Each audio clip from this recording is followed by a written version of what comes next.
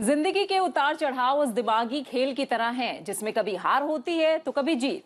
अगर हम खेल को कुशलता पूर्वक और ध्यान से खेलते हैं तो विजय मिलती है और ध्यान चूकने पर हार का सामना करना पड़ता है। जी हाँ, सही कहा प्रीति। जिंदगी में परेशानियों और विपत्तियों का आगमन व्यक्ति को हताश कर देता है और उसके जीवन में अंधकार भर देता है। जिंदगी में हमेशा अच्छा ही अच्छा होता रहे वो तो व्यक्ति को हर बार बोर कर देगा और जिंदगी के उतार चढ़ाव ही जीवन की सबसे बड़ी सच्चाई भी है। बिल्कुल प्रतिबिंब। मशहूर लेखक एन लैंडर्स का भी कहना है कि मुश्किलों को जीवन का अनिवार्य हिस्सा मानकर चलें और जब कोई मुश्किल आए तब अपना सिर ऊंचा उठाकर उसकी आंख से आंख मिलाकर कहे, मैं तुमसे ज्यादा ताकतवर हूं, तुम मुझे हरा नहीं सकती। परिवर्तन दरअसल प्रकृति का नियम है। जिंदगी के उतार चढ़ाव भी इस परिवर्तन का ही एक हिस्सा है। हाँ, और जिंदगी के चढ़ाव और जीत को तो हर व्यक्ति प्रसन्नता से स्वीकार कर लेता है, लेकिन उतार या हार को हर व्यक्ति सहन नहीं कर पाता। बिल्कुल, इसीलिए हार और जिंदगी में आने वाली तकलीफों को जीवन का एक अनिवार्य अंग मानकर अगर जिया जाए तो जिंदगी बेहद खूबसूरत लगने लगती है। हेलो इंडिया, मैं हूं प्रीति और मैं हूं प्रतिबिंब शर्मा।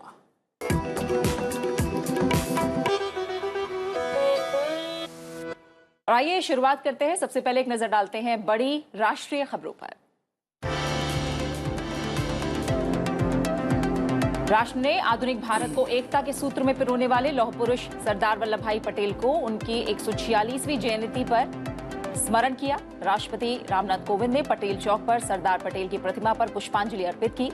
उपराष्ट्रपति एम वेंकैया नायडू ने उन्हें भावभीनी श्रद्धांजलि अर्पित करते हुए ट्वीट किया और कहा कि सरदार पटेल भारतीय स्वतंत्रता संग्राम के प्रमुख स्तंभ, किसानों के मसीहा, राजनीतिज्ञ, उत्कृष्ट वक्ता, संगठनकर्ता और प्रबुद्ध व्यक्ति थे। प्रधानमंत्री नरेंद्र मोदी ने लौह पुरुष सरदार वल्लभ भाई पटेल की जयंती पर उन्हें याद किया। अपने वीडियो संदेश में प्रधानमंत्री नरेंद्र मोदी ने कहा कि सरदार वल्लभ भाई पटेल की प्रेरणा से भारत बाहरी या आंतरिक सभी प्रकार की चुनौतियों का सामना करने में सक्षम रहा है। फिट इंडिया मूवमेंट के हिस्से के रूप में राष्ट्रीय राजधानी में जवाहरलाल नेहरू स्टेडियम में राष्ट्रव्यापी वार्षिक fit India block run event का आयोजन किया गया। इस अवसर पर खेल मंत्रालय के अन्य वरिष्ठ अधिकारियों के साथ 500 खिलाड़ी और कोच भी उपस्थित थे। इस समारोह में शामिल सभी भागीदारों ने लगभग 150 किलोग्राम कचरा उठाया। पर्यावरण मंत्री भूपेंद्र यादव ने क्लाइमेट इक्विटी मॉनिटर पर वैश्विक जलवायु नीति के सीधे प्रसारण का स्वागत करते हुए कहा है कि इससे जलवायु से संबंधित प्रमुख गतिविधियों के बारे में सभी देशों के विशेषज्ञों को गहन विचार विमर्श करने में मदद मिलेगी। इस वेबसाइट पर जलवायु परिवर्तन से निपटने के लिए की गई कार्रवाई के बारे में आंकड़े और अन्य जानकारी उपलब्ध होंगी। केंद्रीय मंत्री ने एक ट्वीट में इस परियोजना पर काम कर रहे समूह को शुभकामनाएं भी दी। कोरोना के खिलाफ जंग में टीकाकरण को गति देने के लिए केंद्र सरकार राज्यों के साथ मिलकर आज से हर घर दस्तक अभियान का आगाज करने जा रही है। मेडिकल टीम हर घर जाकर दस्तक देगी और जिन लोगों ने अब तक वैक्सीन नहीं ली है या दूसरी खुराक लेने नहीं पहुंचे हैं, उनके पूर्ण टीकाकरण की जिम्मेदारी टीम की होगी। टीकाकरण कार्यक्रम के अंतर्गत देश में अब तक लगभग 106 करोड़ 18 लाख कोविड रोधी टीके लगाए जा चुके हैं। संस्कृति मंत्रालय राष्ट्रीय, तालुका और तहसील स्तर पर देशभक्ति गीत लेखन, लोरी लेखन और रंगोली बनाने की राष्ट्रव्यापी प्रतियोगिता आयोजित कर रहा है। इसकी घोषणा प्रधानमंत्री नरेंद्र मोदी ने हाल ही में मन की बात में की थी। देशभक्ति गीत लेखन प्रतियोगिता की शुरुआत भारत रत्न से सम्मानित लता मंगेशकर ने सोशल मीडिया पर की। लोरी लेखन प्रतियोगिता की शुरुआत ऑस्कर विजेता ए आर रहमान ने की। पद्मश्री से सम्मानित सुदर्शन पटनायक ने सोशल मीडिया पर रंगोली बनाने की प्रतियोगिता को प्रस्तुत किया।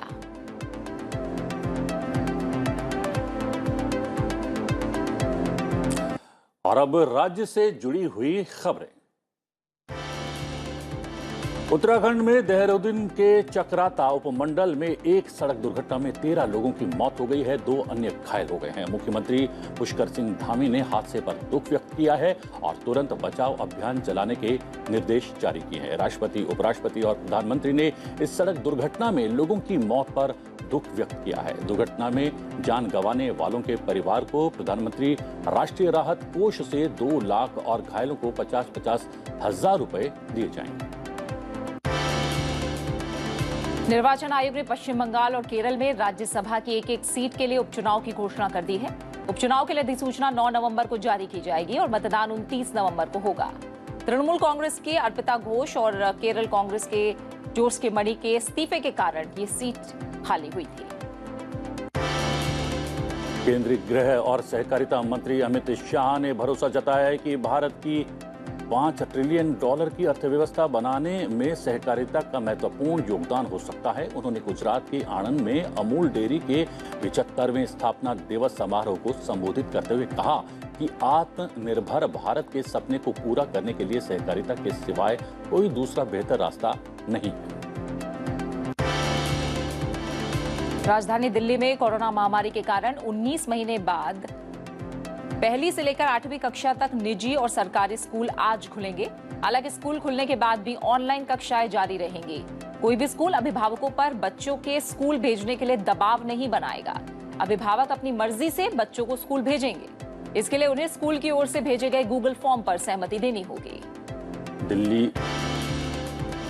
दिल्ली एनसीआर में रविवार को वायु गुणवत्ता सूचकांक पिछले 24 घंटों के मुकाबले अधिक दर्ज किया गया। राजधानी में औसत वायु गुणवत्ता सूचकांक 21 अंकों की बढ़ोतरी के साथ 289 दर्ज किया गया। शनिवार को ये 268 था। एनसीआर में गाजियाबाद 342 का एक्यूआई के साथ सबसे प्रदूषित शहर रहा। अगले 2 दिनों में हवा की दिशा बदलने के कारण हवा की गुणवत्ता में हल्का सुधार हो सकता है। आज हरियाणा दिवस है और आज प्रदेश के मुख्यमंत्री मनोहर लाल प्रदेश को कई सौगात देंगे। सरकार की ओर से इसके लिए पहले ही खाका तैयार कर लिया गया है। मुख्यमंत्री आज कर्मचारियों से लेकर व्यापारी, किसानों और मजदूरों सभी वर्गों को लेकर घोषणाएं कर सकते हैं। इस दौरान राज्य सरकार का 7 साल का लेखा जोखा भी पेश किया जाएगा।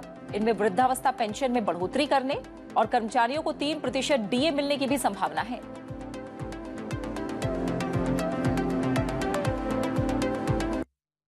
और राष्ट्रीय और राज्यवार खबरों के बाद आइए एक नजर डालते हैं दुनिया भर से आ रही बड़ी खबरों पर। रोम में G20 शिखर सम्मेलन संपन्न हो गया है। सम्मेलन में विश्व नेताओं ने जलवायु परिवर्तन, पर्यावरण और सतत विकास के विषयों पर विचार विमर्श किया। शिखर सम्मेलन में वैश्विक अर्थव्यवस्था और वैश्विक स्वास्थ्य पर भी एक सत्र आयोजित किया गया, जिसमें G20 देशों के नेताओं ने विभिन्न मुद्दों पर अपने विचार व्यक्त किए। प्रधानमंत्री नरेंद्र मोदी ने भी इसमें भाग लिया। प्रधानमंत्री नरेंद्र मोदी ने G20 शिखर सम्मेलन से अलग स्पेन के प्रधानमंत्री पेड्रो सांचेज से मुलाकात की। उन्होंने द्विपक्षीय संबंध मजबूत करने पर चर्चा की। दोनों देश व्यापार, ऊर्जा, नवाचार और अन्य क्षेत्र में व्यापक सहयोग कर रहे हैं। पीएम मोदी ने स्पेन को ग्रीन हाइड्रोजन, बुनियादी ढांचा और रक्षा विनिर्माण सहित विभिन्न क्षेत्रों में निवेश के लिए आमंत्रित किया। पीएम ने जर्मन चांसलर एंजेला मार्केल से भी मुलाकात की। COP26 शिखर सम्मेलन में हिस्सा लेने के लिए प्रधानमंत्री नरेंद्र मोदी ग्लासगो पहुंचे। प्रधानमंत्री ने तस्वीर साझा करते हुए ट्वीट किया, जलवायु परिवर्तन को कम करने और इस संबंध में भारत के प्रयासों को स्पष्ट करने के लिए अन्य विश्व नेताओं के साथ काम करने की आशा करता हूं। प्रधानमंत्री नरेंद्र मोदी ब्रिटेन के प्रधानमंत्री के साथ मुलाकात भी करेंगे। केंद्रीय मंत्री भूपेंद्र यादव ने COP26 के उद्घाटन सत्र को संबोधित किया। उन्होंने कहा कि 2009 से विकसित राष्ट्रीय विकासशील देशों को समर्थन के प्रति $100 बिलियन लक्ष्य को पूरा करने में विफल रहे हैं।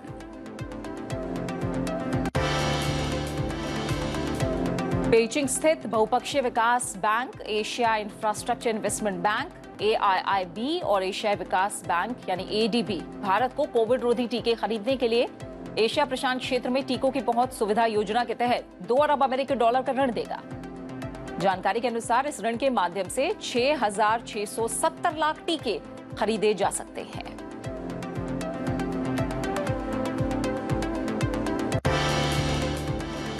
और तमाम बड़ी खबरों पर नजर डालने के बाद प्रतिबिंब, अब हम बात करेंगे सेहत की। जी, और सेहत की बात करें यानी हमारा खास सेगमेंट फिट रहो इंडिया, इस पर भी हम नजर डालेंगे। लेकिन इससे पहले हम सेहत से थोड़ा सा आगे चलते हैं। सेहत की बात हम करेंगे प्रतिबिंब, हम आज की बात कर लेते हैं, यानी आज का दिन क्यों है खास। और आज वर्ल्ड वीगन डे है, जो कहीं ना कहीं सेहत से ही जुड़ा है। दुनिया भर में शाकाहारी जीवन जीने का संदेश देने के लिए ये दिन मनाया जाता है। वीगन डाइट और शाकाहार के बीच मामूली सा अंतर होता है। कई लोग इसको लेकर कंफ्यूज भी होते हैं कि वेजिटेरियन और वीगन आखिर क्या दोनों एक हैं या दोनों अलग हैं। आज इसको भी समझने की कोशिश करेंगे। प्रतिबिंबम, क्या है ये अंतर और क्यों मनाया जाता है वीगन डे, आइए समझते हैं।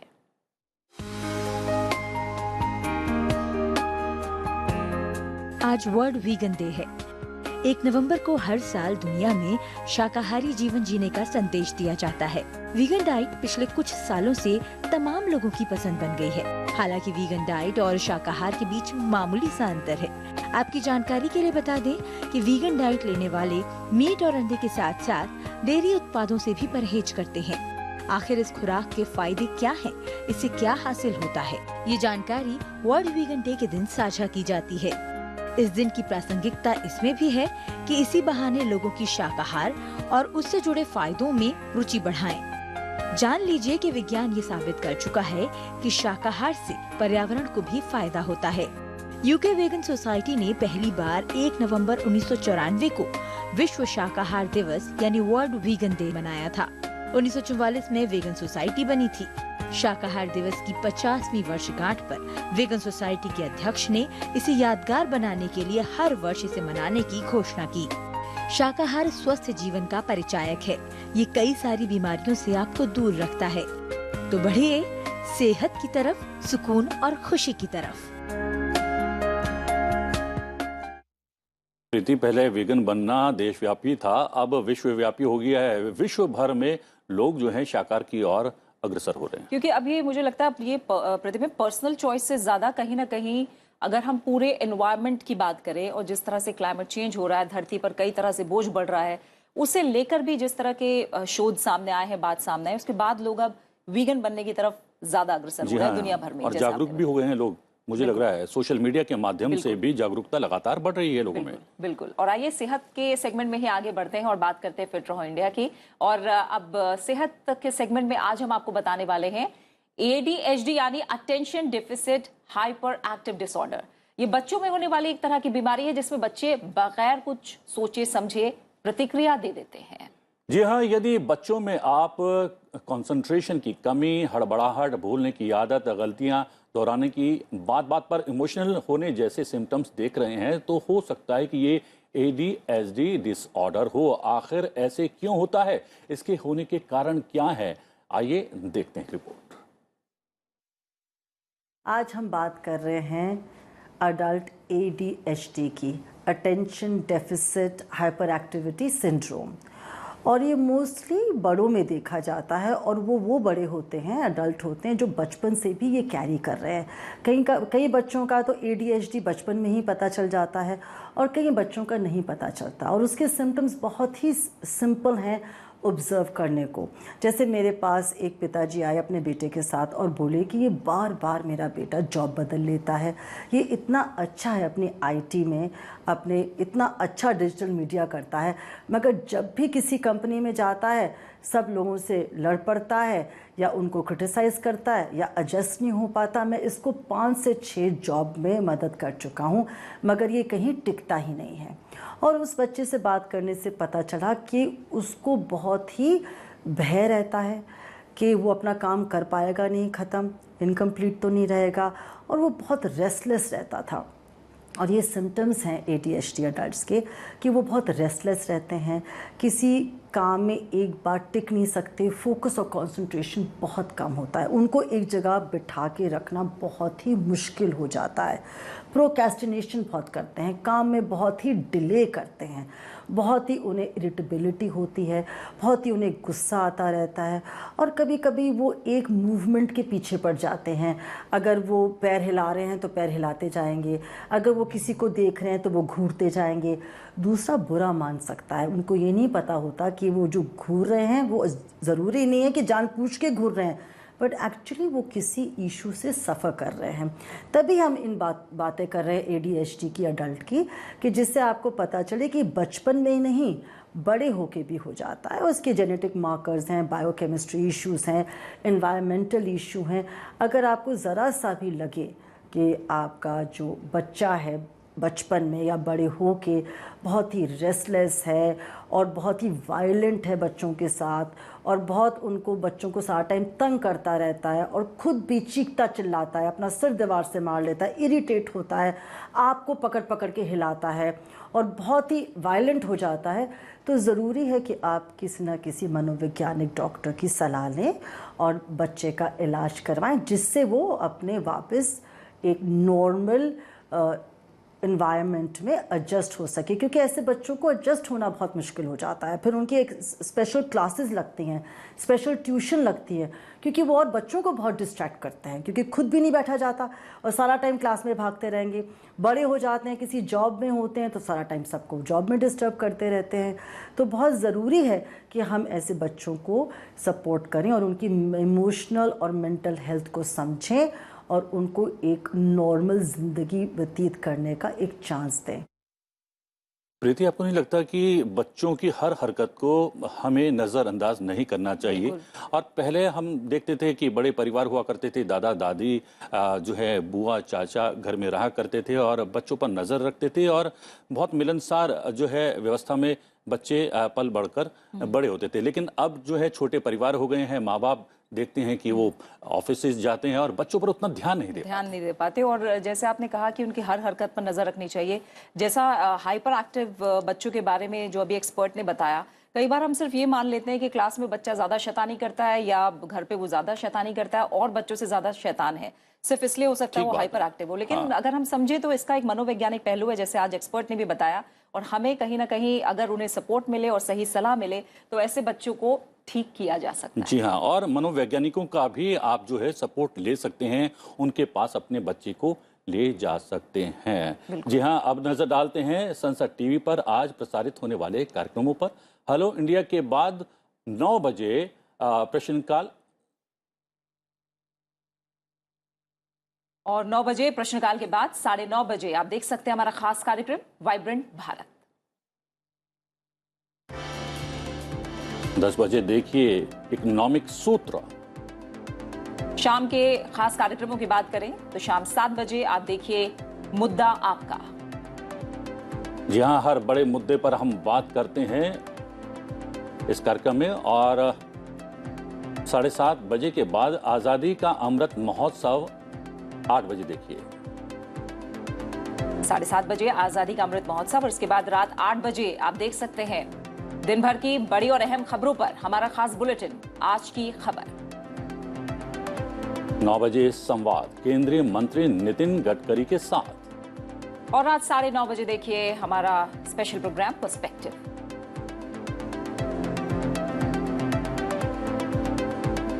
जी हाँ, इसी के साथ हेलो इंडिया में रुक रहे हैं एक छोटे से ब्रेक के लिए। बिल्कुल, और ब्रेक के उस पार हम जानेंगे आज का इतिहास। आप बने रहिए हमारे साथ।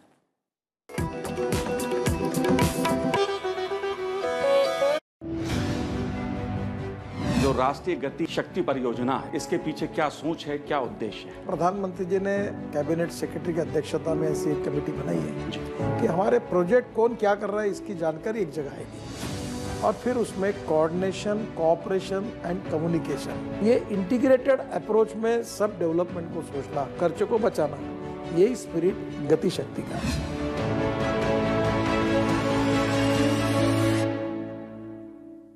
देश हो या विदेश, आजादी का अमृत महोत्सव के तहत विभिन्न कार्यक्रमों की धूम है।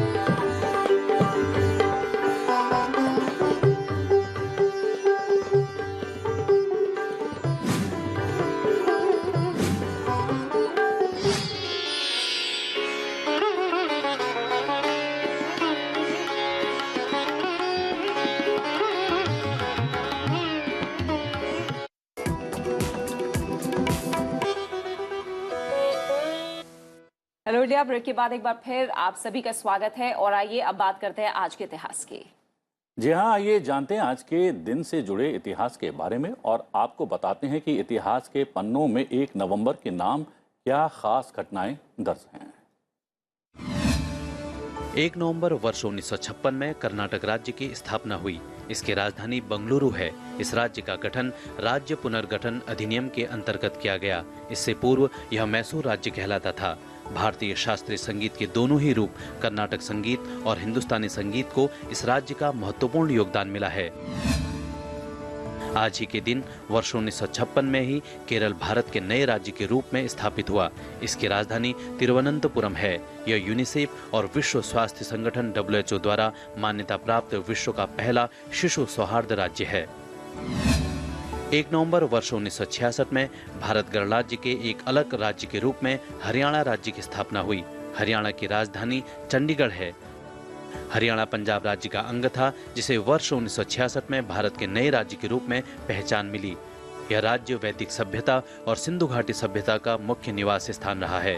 इस क्षेत्र में विभिन्न निर्णायक लड़ाइयां भी हुई हैं, जिसमें भारत का अधिकतर इतिहास समाहित है। पानीपत के 3 ऐतिहासिक युद्ध इस राज्य में ही हुए हैं। इसमें महाकाव्य महाभारत का युद्ध भी शामिल है।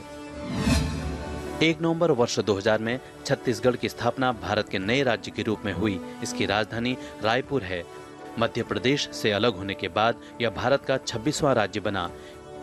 किसी समय में इस क्षेत्र में छत्तीसगढ़ होने की वजह से इसका नाम छत्तीसगढ़ रखा गया। छत्तीसगढ़ भारत का ऐसा राज्य है जिसे महतारी यानी माँ का दर्जा दिया गया है। छत्तीसगढ़ वैदिक और पौराणिक काल से ही विभिन्न संस्कृतियों के विकास का केंद्र रहा है। यहाँ के प्राचीन मंदिरों से इस बात का पता चलता है कि यहाँ पर वैष्णव, शैव, शाक्त, बौद्ध संस्कृतियों का विभिन्न कालों से प्रभाव रहा है। तो आज का इतिहास हमने जाना और इसके बाद बात एक ऐसी खबर की जो थोड़ा हटकर है प्रतिबिंब, और इस हटकर खबर में आज हम बात करने वाले हैं स्क्विड गेम को लेकर दीवानगी की। अगर आप फिल्म या वेब सीरीज देखने के शौकीन हैं तो भी इस नाम से शायद आप अच्छी तरह से वाकिफ हो गए होंगे। सोशल मीडिया प्लेटफॉर्म पर यह नाम अनजाना नहीं रह गया है। सोशल मीडिया पर इससे जुड़े कई मीम्स, पोस्ट की बाढ़ है।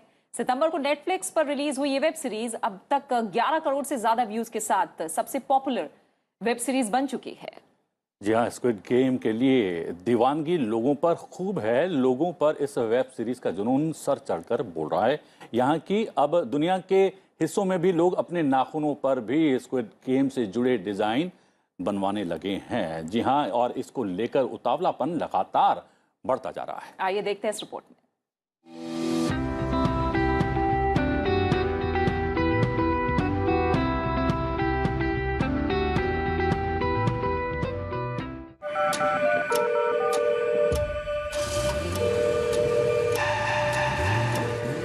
दुनिया भर में सुर्खियां बटोर रही वेब सीरीज स्क्विड गेम की दीवानगी लोगों के जहन से उतरने का नाम नहीं ले रही है। मलेशिया में नेल आर्ट करवाने आ रहे ये लोग सिर्फ और सिर्फ स्क्विड गेम के डिजाइन अपने नाखूनों पर उकेरने के लिए यहाँ आए हैं। नेल आर्ट में एक एक डिटेलिंग पर खूब ध्यान दिया जा रहा है। Because this is too viral, everybody know this Squid Game, and then I saw this on the Facebook and IG, and then look like wow, so nice. So I get the appointment and done this one. You see the hair, all the details is very nice. जिस तरह से squid game web series design को लेकर लोगों में nail art करवाने की मांग बढ़ रही है, नेल सैलून के मालिकों को भी इसके लिए खास तैयारियां करनी पड़ रही हैं। एक एक एपिसोड से कुछ खास एलिमेंट डिस्कस करके नेल डिजाइन तैयार की जा रही है। After we watch, we feel really satisfied, we feel very happy, and we feel very surprised about this series. Wow, why the director is so creative, and then we come out an idea. Hey, we talk to each other. Hey, why not we create something Squid Game nails? Okay, all the Squid Game nails element we pick from every episode.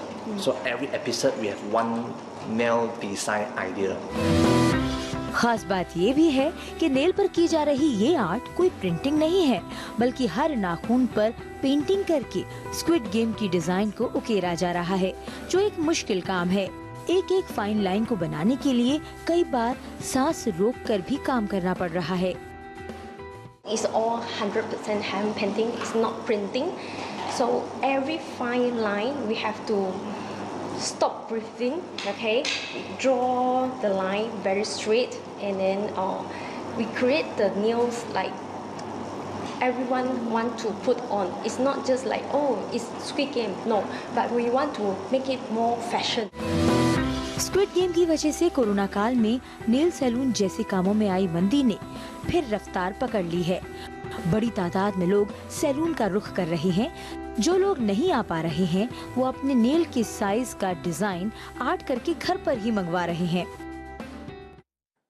प्रीति, इस तरीके की दीवानगी तुम पर भी असर करती है कि नहीं? और लड़कियों के तो नेल्स बड़े बड़े होते हैं और नेल आर्ट जो है आजकल बहुत पॉपुलर हो गया है। नेल्स की केयर तो मैं करती हूँ, लेकिन ऐसी दीवानगी नहीं है कि स्क्विड गेम को लेकर मैं उसका डिजाइन बनवाने जाऊँ। लेकिन लोग अपने अपनी तरह से अपने अपने शौक पूरा करते हैं। और अच्छी बात ये भी है प्रतिबिंब इसमें कि ये कहा जा रहा था कि कोविड के बाद कहीं ना कहीं जो नेल सैलून और इस तरह के ब्यूटी सैलून और इस तरह की चीजें हैं उन पर थोड़ा मंदी का असर पड़ रहा है, लेकिन इस दीवानगी के बाद अब वहां पर भी लोग रुक कर रहे हैं और ओवरकम के लिए बहुत काम आ रही हैं इस तरीके के आर्ट्स, इस तरीके के फैशंस कहीं ना कहीं। और अब विदा का समय आ गया है और जाते जाते आपको छोड़े जाते हैं सुरीले संगीत के साथ। आज के कलाकार में अपनी संगीतमय कला को दिखा रहे हैं प्रशांत मलिक और निशांत मलिक। ये दरभंगा घराने की 13वीं पीढ़ी के ध्रुपद गायक है, तो आप लीजिए इनके संगीत का आनंद। और फिलहाल मुझे और प्रतिबिंब को दीजिए इजाजत। नमस्कार। नमस्कार।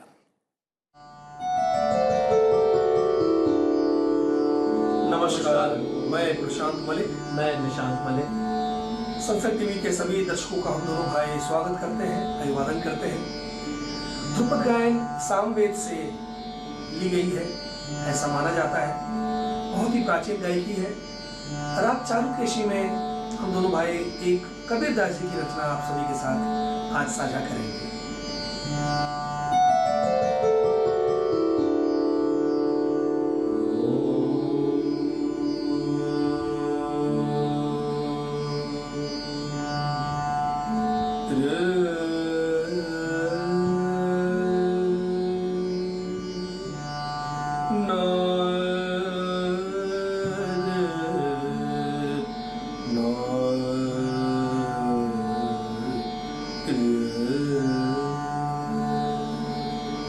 Yeah.